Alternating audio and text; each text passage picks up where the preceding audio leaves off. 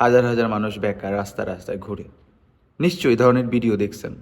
আপনি আমাকে বলেন তো, এই ধরনের ভিডিওর মানে কি? কেউ কি চায় যে আপনি স্বাবলম্বী না হন? আপনি ইনকাম করলে আপনার পরিবারকে দিবেন, আপনি কি আমাকে দিবেন, অন্য কাউকে দিবেন? কেউ নিরুৎসাহিত করার জন্য এখানে এসে ভিডিও বানায় না, মনে রাখবেন। এখানকার বাস্তবতা যারা থাকে তারা জানে। আমি কাজ করি কফি শপে, আমি জানি যে এখানকার বাস্তবতা কেমন। এ কারণে বলছি, কোনো মামা চাচা জ্যাঠা কাকা, পাড়ার ছোট ভাই অমুক বড় ভাই, তাদের কথা প্রলোভিত হয়ে প্লিজ নিজের পায়ে কুড়াল দিয়েন না।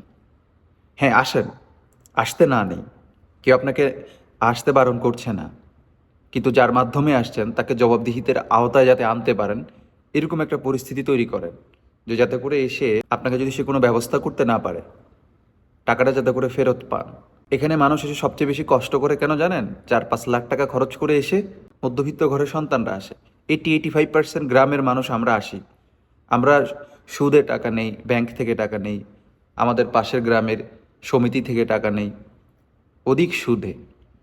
তো 5 লাখ টাকা আমরা ধার দেনা করে এসে যদি 5 মাস 6 মাস বসে থাকি, আমার ওদিক দিয়ে সুদের টাকা তো উঠতেছে। সেটার জন্য আমার বাবা মাকে গালিগালাজ করতেছে, বাবাকে রাস্তার মোড়ে ধরে মানুষ অপমান করতেছে, করতেছে না? কারণ তাদের তো টাকা দরকার। তারা তো দেখবে না আপনি আয় করতে পারতেছেন কি পারেন না। বাবা মা এদিক থেকে আপনাকে প্রেশার দিচ্ছে, আপনি খেতে পারছেন না, ঘুমাইতে পারছেন না, চাকরির জন্য হন্য হয়ে মানুষের ধারে ধারে ঘুরছেন, আর রাতের বেলা ঘুমে চিন্তা করতেছেন আমার এই জীবন কেন, কি দরকার। হতাশ হয়ে বসে থাকেন, দীর্ঘ নিঃশ্বাস ফেলেন। এই দায়টা আপনার, আপনার পরিবারেরও। আপনাকে বলার উদ্দেশ্য হচ্ছে যার মাধ্যমে আসতেছেন সে যাতে করে জবাবদিহি করে আপনার পরিবারের কাছে আপনার কোনো ব্যবস্থা করতে না পারলে। মনে রাখবেন, আমি যে কফি শপে কাজ করি এটা আমার বাপের না, এটা আমার না। এরকম হাজার হাজার বাংলাদেশি বারিস্তা হিসেবে কাজ করে, এগুলো তাদের কফি শপ না। তারা কোনো একটা মালিকের কোনো একটা কোম্পানির আন্ডারে কাজ করে।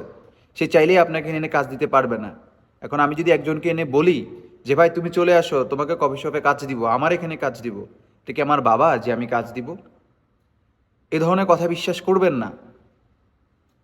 এ ধরনের কথা বিশ্বাস করবেন না।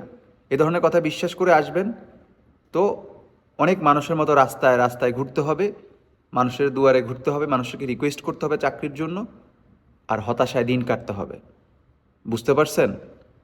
এই ধরনের কষ্ট ভোগ করতে না চাইলে প্লিজ যদি আসেন কোনো সমস্যা নাই, কিন্তু ভদ্রলোক আনতেছেন, উনি যাতে জবাবদিহি করতে পারে এরকম একটা সিচুয়েশন তৈরি করেন। তা না হলে শেষ, তা না হলে শেষ, টোটালি শেষ।